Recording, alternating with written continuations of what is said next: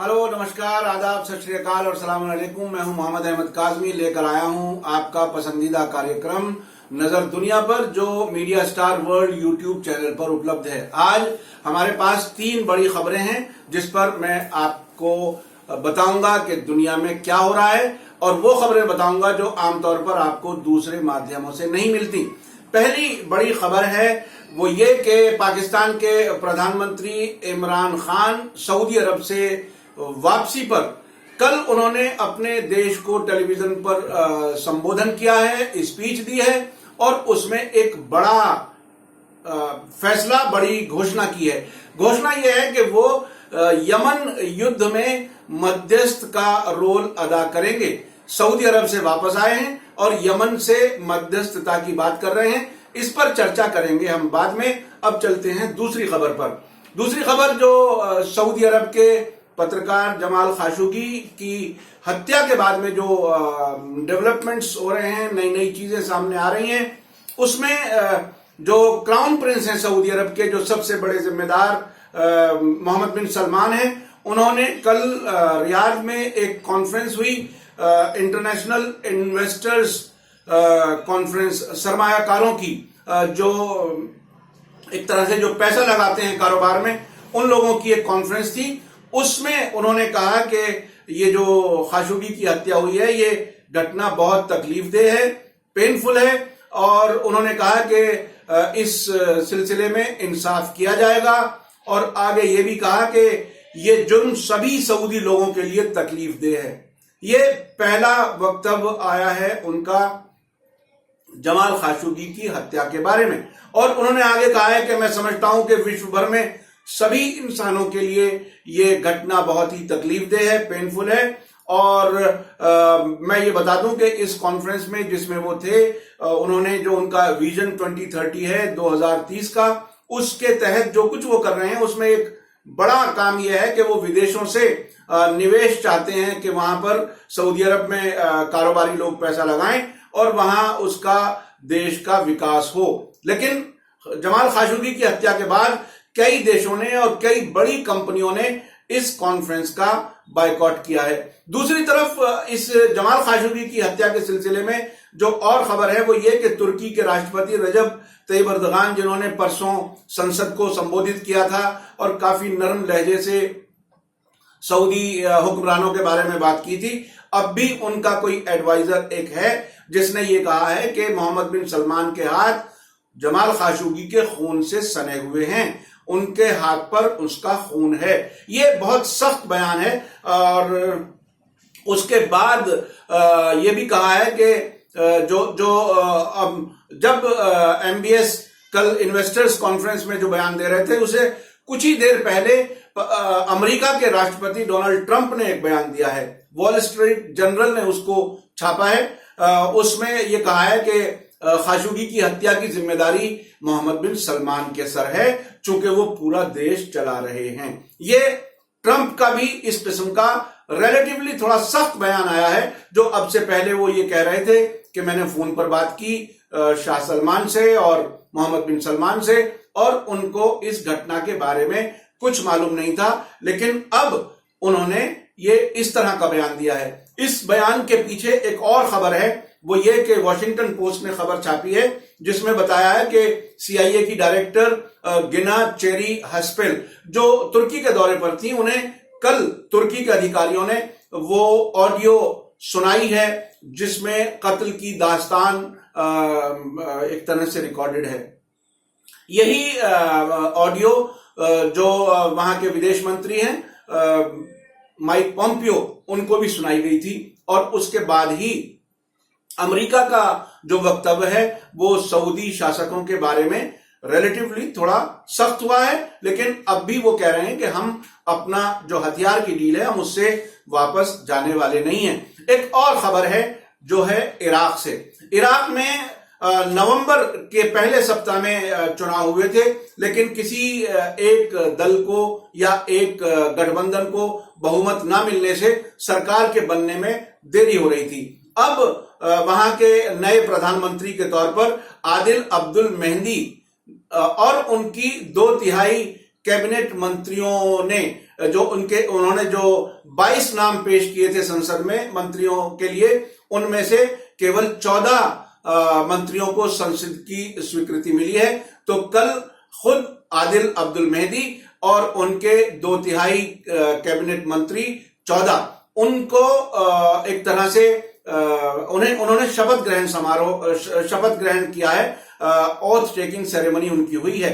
और इसमें जो ये इलेक्शन हुआ था नवंबर में, इसमें उनको जो सायरून गठबंधन है मुक्तदा सदर का, उसको 329 सीटों वाले संसद में सबसे बड़े दल के तौर पर वो उभर के सामने आए थे। जो इस नई मंत्रिमंडल है, नया मंत्रिमंडल इराक का, उसमें मोहम्मद अली अल हकीम, जो बाकर अल हकीम आयतुल्ला बाकर अल हकीम थे, उनकी फैमिली से हैं, उन्हें विदेश मंत्री बनाया गया है। और सामेर गदबान हैं, जिनको तेल मंत्री बनाया गया है। और एक जो कुर्द नेता हैं फुआद हुसैन, उनको देश का वित्त मंत्री यानी फाइनेंस मिनिस्टर बनाया गया है। तो ये नए इराक का प्रारूप है। अब उनके लिए बहुत बड़े चैलेंजेस हैं, देश में सुरक्षा और रिकंस्ट्रक्शन, तरक्की जो अब इनको देखनी है आदिल अब्दुल मेहदी को। तो ये एक बड़ा डेवलपमेंट है। और इराक की सरकार का बनना ना बनना चुनाव के बाद अब वो पसोपेश खत्म हो गया है। अब मैं अंत में चर्चा करता हूं पाकिस्तान के प्रधानमंत्री इमरान खान के सऊदी अरब के दौरे से वापसी पर दिए गए बड़े बयान की। उन्होंने 2 बातें कही हैं। एक बात ये कि सऊदी अरब ने पाकिस्तान को $6 अरब का बेल आउट पैकेज दिया है, यानी एक तरह की जमानत दी है। और जिस तरह से कर्ज में पाकिस्तान दबा हुआ है, उससे निकालने के लिए, उससे बाहर लाने के लिए एक तरह से उन्होंने मदद दी है। और ये बेल आउट पैकेज है। और उसके अलावा इमरान खान ने यह कहा है कि 2 और मित्र देशों से सहायता ली जाएगी ताकि हमें IMF से और कर्ज ना लेना पड़े। IMF की तरफ से बहुत प्रेशर है पाकिस्तान की सरकार पर, नए टैक्स लगाने के लिए, नए तरीके। IMF का तरीका यह है कि वो जब उसका पैसा किसी मुल्क में फंस जाता है तो वो सरकारों को एक तरह से फाइनेंशियल एडवाइजर्स भी देती हैं। तो IMF के दबाव में वो नहीं आना चाहते। उन्होंने एक बात और कही है कि जो परवेज मुशर्रफ ने एक बड़ी गलती की थी, जिसमें नेशनल रिकंसिलिएशन ऑर्डिनेंस के सहारे उन्होंने जो एक डील की थी, अपोजिशन की तरफ से उन पर यह दबाव है, लेकिन वो इस दबाव में नहीं आने वाले। तो ये एक तरह से राहत मिली है। ये सऊदी अरब ऐसे टाइम में जब जमाल खाशोगी का मसला, उसकी हत्या का मसला, उस पर एक बड़ी बदनामी हो रही है। अब से कुछ ही दिन पहले उन्होंने $10 अरब अमेरिका को दिए थे, जब माइक पॉम्पियो रियाद आए थे अभी गत सप्ताह। और अब इन्होंने $6 अरब की पाकिस्तान को बेल आउट एक तरह से पैकेज दिया है। तो उसके आगे जो दूसरी घोषणा है वो काफी महत्वपूर्ण है। इमरान खान अपने आप को रीजनल लीडर के तौर पर उभार करके सामने लाना चाह रहे हैं और सऊदी अरब से वापस आए हैं। सऊदी अरब ने 2015 में यमन पर एक तरह से जंग शुरू की थी और अब जो उनका मकसद था वो ये था कि जो हादी अब्दुल रबू प्रेसिडेंट, जो इंटरनेशनली रिकॉग्नाइज्ड, जिनकी जो आजकल सऊदी अरब में रह रहे हैं, वो उनको वापस रीइंस्टेट कराना चाहते थे। और वो वहां पर अल हूथी, जो अब्दुल मालिक अल हूथी के लीडरशिप में अंसारुल्लाह और उनके साथ के जो रेजिस्टेंस ग्रुप्स हैं, उन्होंने देश के बड़े हिस्से पर एक तरह से अपनी सरकार चला रखी है। और अब सऊदी अरब से बेल आउट पैकेज, उसके साथ साथ मीडिएशन की बात, उनका कहना, ये सऊदी अरब की एक तरह से बेचैनी, इस जंग से बाहर निकलने का प्रयास देखा जा रहा है।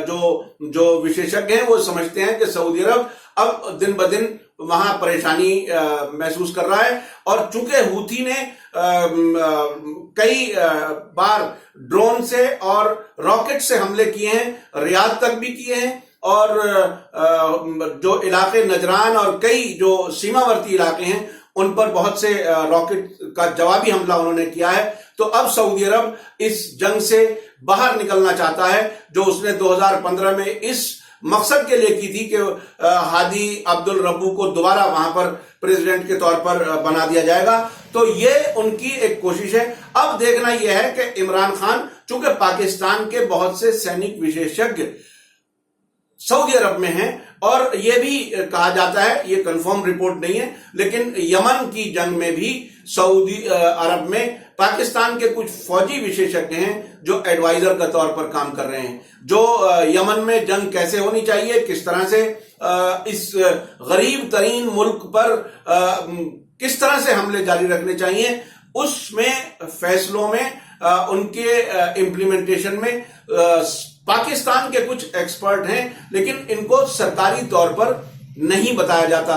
बहुत से पाकिस्तानी लोग वहां की सेना में हैं, वो तो बहुत पुरानी बात है, लेकिन अब स्थिति यह है कि एक तरफ सऊदी अरब बेल आउट पैकेज पाकिस्तान को देता है 6 अरब का, और साथ साथ ये समझा करके भेजता है पाकिस्तान के प्रधानमंत्री इमरान खान को कि वो यमन की जंग से उनकी जान छुड़ाएं और ये मध्यस्थता का काम करें, और ये किसी तरह से ये जंग खत्म हो जाए। लेकिन अब देखना ये होगा कि इमरान खान की रेपो, कनेक्टिविटी और संबंध, पब्लिक रिलेशन क्या ऐसे हैं कि वो अब्दुल मालिक अल हूथी के ग्रुप से बात कर सकें। चूंकि आमतौर पर सऊदी अरब की तरफ से, अमेरिका की तरफ से आज भी रिकॉग्नाइज किया जाता है हादी अब्दुल रब्बू को, जो अपने मुल्क में भी रहने में सेफ महसूस नहीं करते। कभी कभी अदन, जो साउथ की तरफ है समंदर के किनारे, शहर जो साउथ यमन किसी जमाने में था, उसकी राजधानी था उस वक्त, वहां वो कभी कभी जाने की बात सुनते हैं। और कुछ इलाकों में सऊदी अरब की फौज और यूएई की फौज भी वहां पर है। ये अब देखना यह है कि पाकिस्तान के प्रधानमंत्री इमरान खान क्या वाकई यमन में कोई महत्वपूर्ण रोल अदा कर सकेंगे।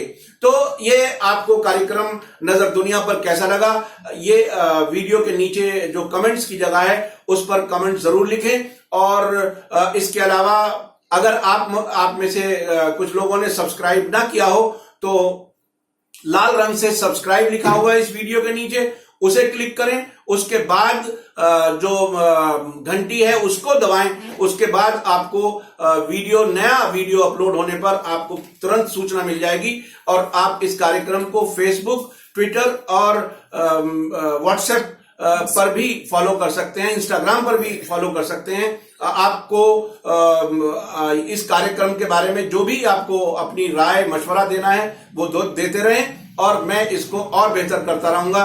भारत के परिप्रेक्ष्य में अंतर्राष्ट्रीय समाचारों का ये तनहा कार्यक्रम है जो भारत की इंटरेस्ट को देखते हुए और यहाँ की जनता को बाखबर करने के लिए, आंखें खुली रह करके जीवन गुजारने के लिए, अंतर्राष्ट्रीय घटनाओं पर नजर रखने के लिए ये कार्यक्रम शुरू किया गया है। पूरे विश्व में बहुत से देशों में ये कार्यक्रम देखा जा रहा है। मैं आप लोगों की सराहना का धन्यवाद करता हूं। इसी के साथ मैं लेता हूं आपसे इजाजत। शुक्रिया, धन्यवाद। जय भारत, जय हिंद।